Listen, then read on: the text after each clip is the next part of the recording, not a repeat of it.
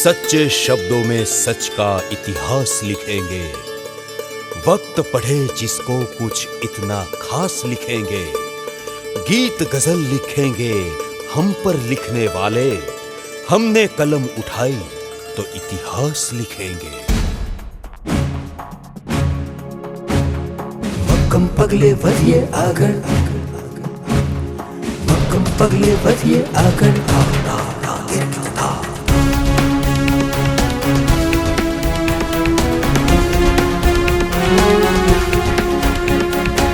ये हिम्मत चलते पुष्कळ, मक्कम पगले वधिए आगळ। कोणे कीधुं रही गया पाछळ, मक्कम पगले वधिए आगळ।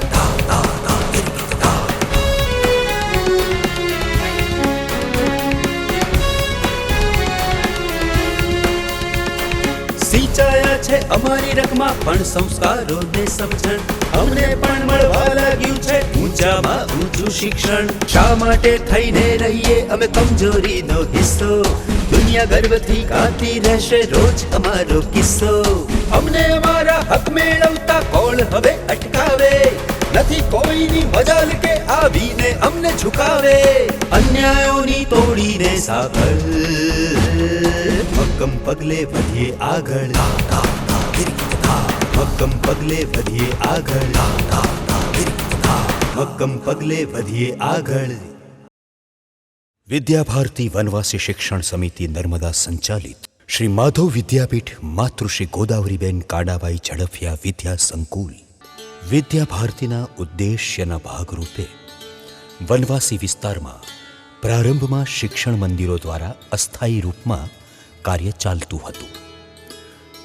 मूळ हीराना व्यवसाय साथे संकळायेलो छुं अने विद्या भारतीना संपर्कमां आव्या पछी मने एवुं लाग्युं कि आ शिक्षणनी अंदर कंईक काम करवुं छे।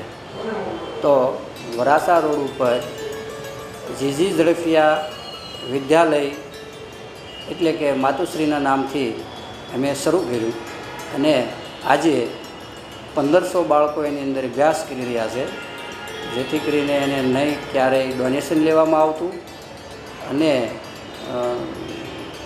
જ્યારે વિદ્યાલય શરૂ કર્યું ત્યારે શિક્ષણનું કામ કરવું તો એક વ્રત લઈને કરવું, એટલે શિક્ષણનું એક વ્રત લીધેલું છે, તો જેથી કરીને વ્યવસાય બનાવવો નહીં। તેનાથી થોડુંક આગળ વધીને આ વિસ્તારના બાળકોના સર્વાંગીણ વિકાસ માટે ઉપરાંત તેઓને સુશિક્ષિત, સુસંપન્ન તથા સ્વાવલંબી બનાવવાના ઉદ્દેશ સાથે સ્થાયી સ્વરૂપે કાર્ય પ્રારંભ કરવાનો વિચાર આવ્યો અને 2004 માં વિદ્યા ભારતી વનવાસી શિક્ષણ સમિતિ નર્મદા નામના ટ્રસ્ટની રચના કરવામાં આવી અને સન 2006 માં કાકડકુઈ મુકામે 35 એકર જેટલી વિશાળ જમીન ખરીદી ભૂમિપૂજન કર્યું અને ધોરણ 5 થી 7 સુધીના પ્રાથમિક વિદ્યા મંદિરનો પ્રારંભ કરવામાં આવ્યો। વિદ્યા ભારતીના અધિકારીઓ સાથે ભરૂચ જિલ્લાના વાલિયા તાલુકા અને લીડિયા તાલુકાની વચ્ચે અમારો પ્રવાસ થયો અને એની અંદર ચાલતા નાના નાના બાળકોના શિક્ષણ કેન્દ્રો ચાલતા હતા। એ જોયા તો એ શિક્ષણ કેન્દ્રને જોયા પછી એવું લાગ્યું કે આ બાળકોને સારું એવું ઉચ્ચ કક્ષાનું શિક્ષણ મળે એવો આપણે પ્રયાસ કરવો જોઈએ। તો બધા અધિકારીઓ સાથે બેસીને વાત કરી તો અમને આ કાર્ય કરવાની મંજૂરી આપી અને ત્યાર પછી અમે એક એવું મોટું સંકુલ ઊભું કર્યું। એની અંદર છાત્રાલય છે, વિદ્યાલય છે, ગૌશાળા છે, ભોજનાલય છે, આ બધું જ આજે તૈયાર થઈ ગયું છે અને હાલમાં 350 બાળકો એમાં અભ્યાસ પણ કરી રહ્યા છે અને ભવિષ્યમાં અમે એને 1000 બાળકો સુધી અભ્યાસ કરે એવું પણ અમે લક્ષ્ય નક્કી કર્યું છે। તો જેથી કરીને ધીરે ધીરે આવતા વર્ષોમાં અમે 1000 વનવાસી બાળકોને એમાં અમે સારી રીતે ભણાવશું અને સંસ્કાર સાથે એને શિક્ષણ મળે એવી અમે અપેક્ષા રાખી છે। સન 2007 માં વિદ્યાલયના 20,000 ચોરસ ફૂટ બાંધકામમાં 16 વર્ગખંડ, પુસ્તકાલય, કોમ્પ્યુટર લેબ તથા વિજ્ઞાન પ્રયોગશાળા સાથેની સુવિધાયુક્ત ભવનનું લોકાર્પણ થયું। સાથે જ 12,000 ચોરસ ફૂટનું વિશાળ ભોજનાલય, ભાઈઓ તથા બહેનો માટેનું સ્વતંત્ર છાત્રાલય અને સાથે માધ્યમિક વિદ્યાલયનો પ્રારંભ થયો.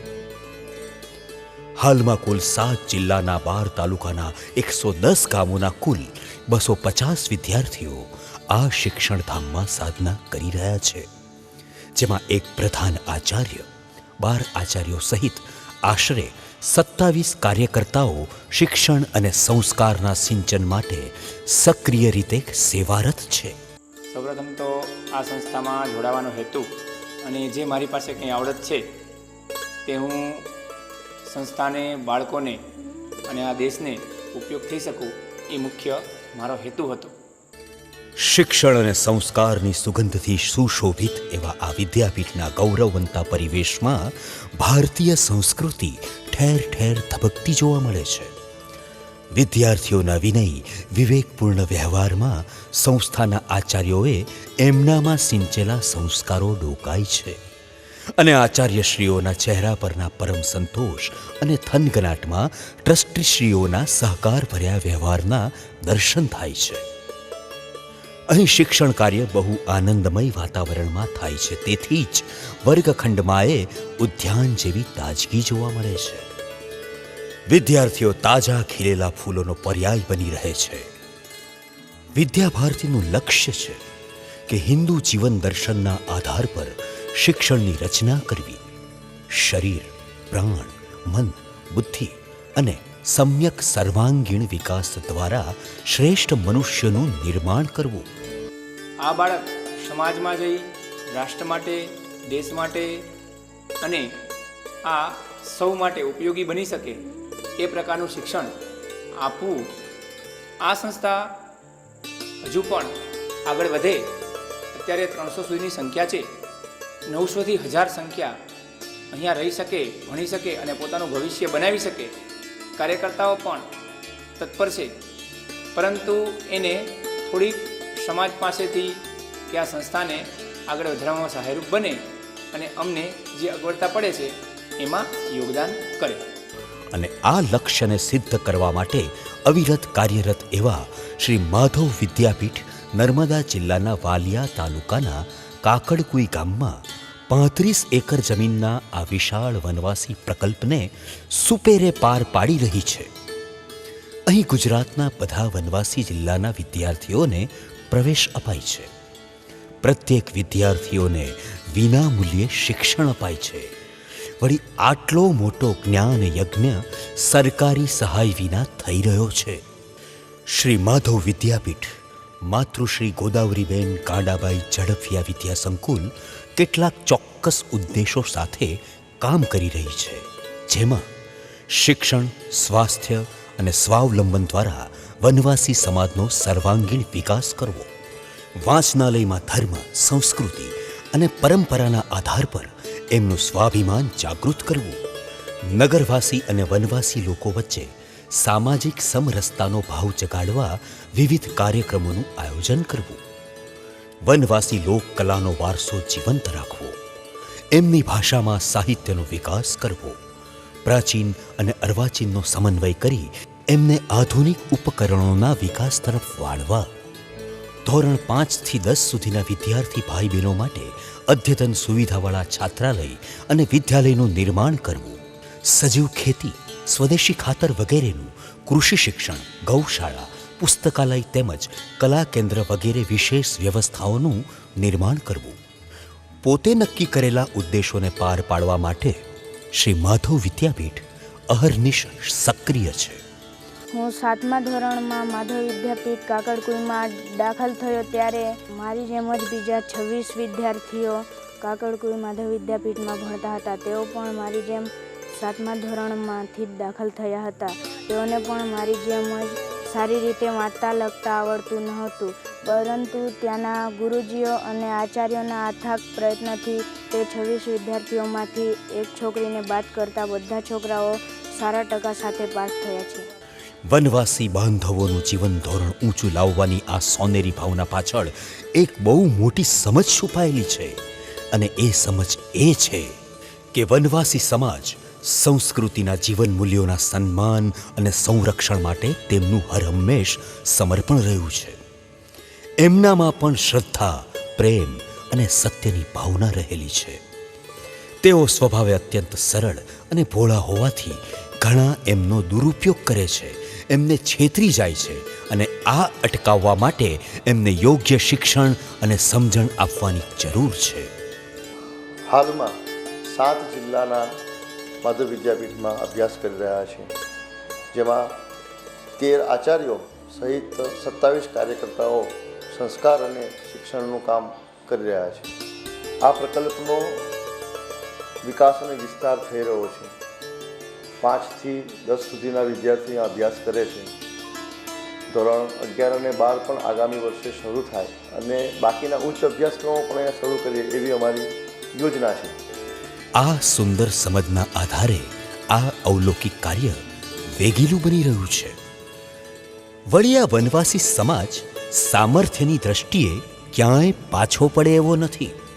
અત્યંત પરિશ્રમી, નિષ્કપટ અને એકતાના ગુણો ધરાવતો, અનેક લોક કલાઓના સાંસ્કૃતિક વારસાનું હૃદયથી જતન કરી રહેલો આ વનવાસી સમાજ શિક્ષણ અને સ્વાસ્થ્ય સંબંધી ભૌતિક સુખ સુવિધાઓથી હજુ વંચિત છે. વનવાસી બંધુઓના ઉત્કર્ષ માટે જ્યારે વિદ્યાભારતી અખિલ ભારતીય શિક્ષણ સંસ્થાન સમગ્ર ભારતમાં 30,000 વિદ્યાલયોમાં 30 લાખ વિદ્યાર્થીઓને 1,25,000 આચાર્યોના સહકારથી શિક્ષણ અને સંસ્કાર પીરસવાનું ભગીરથ કાર્ય કરી રહ્યું છે, ત્યારે આ સંસ્થાનની જ એક અમૂલ્ય શાખા શ્રી માધવ વિદ્યાપીઠ માતૃશ્રી ગોદાવરીબહેન ગાંડાભાઈ ઝડફિયા વિદ્યાસંકુલ આવી સેવા પ્રવૃત્તિ અવિરત ચલાવવા માગે છે.